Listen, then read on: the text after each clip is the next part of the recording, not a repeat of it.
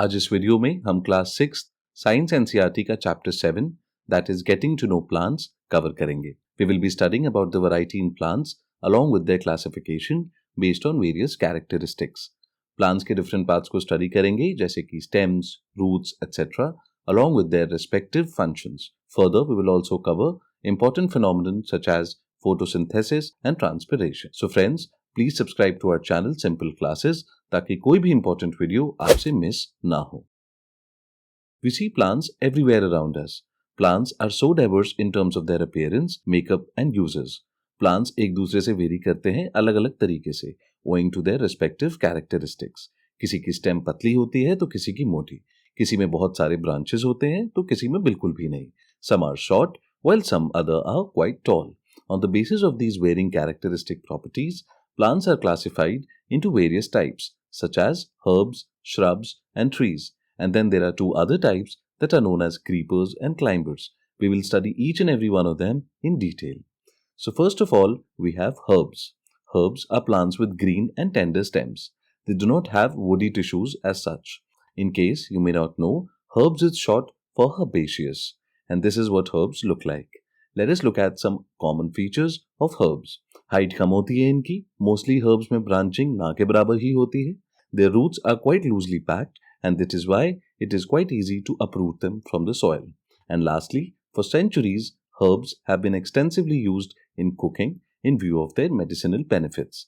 Some of the commonly known herbs are tomato, basil, cilantro, peppermint, rosemary, etc. Next we have shrubs.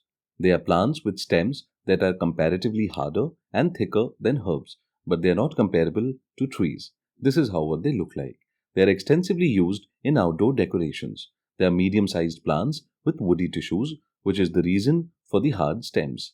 They are taller than herbs but shorter than trees, as their height typically ranges from about 5 to 6 meters up to 10 meters.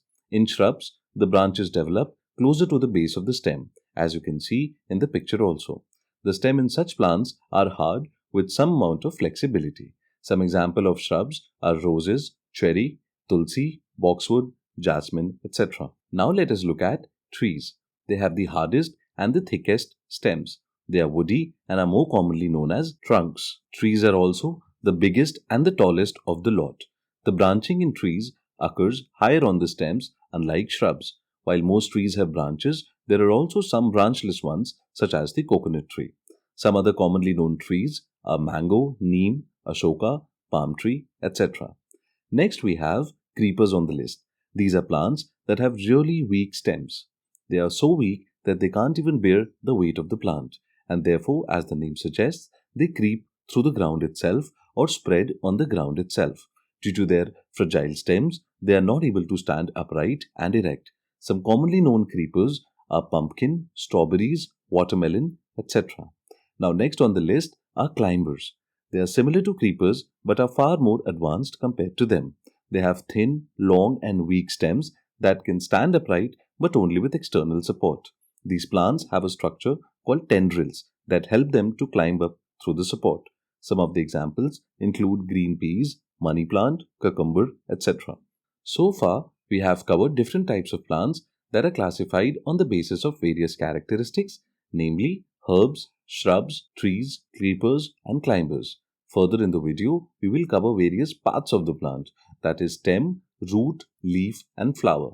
We'll study each one of them in detail. So stems are critical to all plants. It's the main body or stalk of a plant. They are part of the shoot system. Stems are of various types depending on the plant. They can be woody or soft. Their lengths also vary from a few millimeters up to hundreds of meters. Stems are usually found to be above the ground, but they can also be found underground as well. For example, in the case of potatoes. Stems in some cases are without any branches, while they have many branches in some other cases, such as palm trees and magnolia trees, respectively. Stems have many functions to carry out. It keeps the plants anchored and helps them stand upright, depending on, of course, the type of the plant. Stem keeps various parts of the plant connected to the roots, which help in the transport of water and other minerals from the root. It also helps the photosynthesis products to be carried back to the roots from the leaves where it occurs in the plant. Stems also perform the function of storing food. Now, next important part of a plant is the leaf. It is a flattened structure which is usually green in color that is attached to the stem. Now, let us look at different parts of a leaf. The part which attaches a leaf to the stem is called petiole. Further, the broad part of the leaf that you see here is known as lamina. This is where the main action happens, that is, photosynthesis and transpiration. Now, if you look closely, you will notice small lines on either sides of the main line running through the middle of the leaf. These smaller lines are called veins, while the broader line right in the middle of the leaf is called the midrib. Furthermore, on closer examination of the leaves, you will see a net-like pattern. This is referred to as leaf venation. They are of two kinds.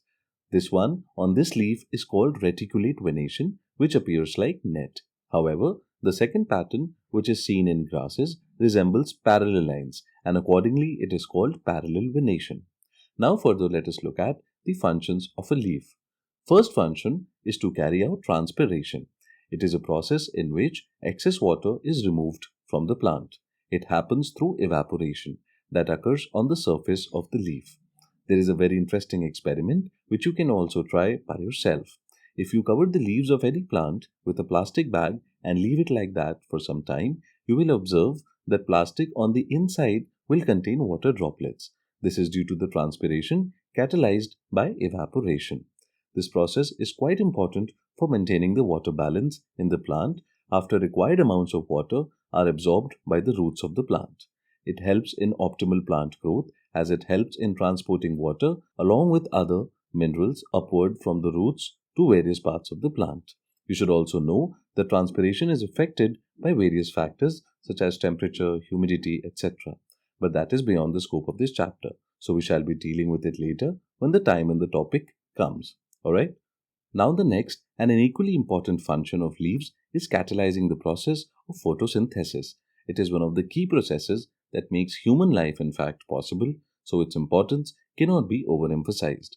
Let us quickly understand how it works. So plants use sunlight, carbon dioxide from the atmosphere, and water which is provided by the roots, and a green pigment contained inside them, that is called chlorophyll, to make food. And in this process, oxygen is released in this endothermic reaction. Endothermic reactions are those reactions which use energy. So in this case, sunlight is used. Alright, this released oxygen is used by human beings for sustaining their lives. So that is all we have on leaves in this chapter. Let us move now to the next part. Next, we have roots. They are fundamental organs of a plant that are typically found beneath the ground. However, in some cases, they can be found to be aerial, especially in case of waterborne roots. Roots are indispensable for plants to exist. A plant cannot survive without the role roots have to play. It helps in anchoring the plant to the soil. It absorbs water and minerals from the soil. Then, through the stem, these are transported to various parts of the plant. So basically, roots are responsible for providing the necessary nutrients to a plant. Also, you may already know that roots store food as well. Now let us look at types of roots. In the picture on the left, the main root which you see is called the taproot. The thinner roots surrounding the taproot are called lateral roots. On the right, we have another type of root wherein there is no main or primary root as such. Such roots are known as fibrous roots. You may already know that we directly consume roots as a food item also. For example, carrots, radish, sweet potatoes, etc. are all roots. Now finally, we have the most beautiful part of the plant, that is the flower. Flowers are also known as bloom or blossoms. So all plants do not have flowers. Some bear leaves while some do not. Flowers are also of many different types and colors and shapes. Let us look at their parts closely now. We have taken a rose flower for consideration. The colored modified leaves that you see here are known as petals. You will find it interesting that these petals are for attracting pollinators. These petals are surrounded or accompanied by another set of special leaves. Those are known as sepals. When you look at any flower closely, maybe after plucking out some of the petal leaves, you will see its intricate parts. You will find what we know as anthers that sits on the top of a thin, slender filament. It is here where the pollen is produced. This filament supporting the anther is called stamen. Another critically important part is the pistil, which is there in green color. Here in this picture, you have a better view. We have the anther right there wherein the pollens are produced. The filament supporting it is called the stamen, a thin, slender filament. Then you have the microscopic view of the pistil. Pistil is the ovules producing part of the plant. The ovules are contained in the ovaries. The ovary often supports a long style topped by a stigma. If we cut open this ovary for a better examination, we will find ovules stacked inside, as you can see in this picture. Let's talk about the functions now. See, the primary function of a flower is reproduction. It's the reproductive organ of the plant. It catalyzes the joining together of the sperm that is contained in the pollens and the ovules, which, as we have just learned, are contained in the ovaries inside the pistil. So we have reached to the end of this video. This is all from the 7th chapter of class 6th Science NCERT. Hope you liked the video and learned something from it that could be useful in your preparation. So all the best, keep working hard and stay healthy. See you soon in the next video.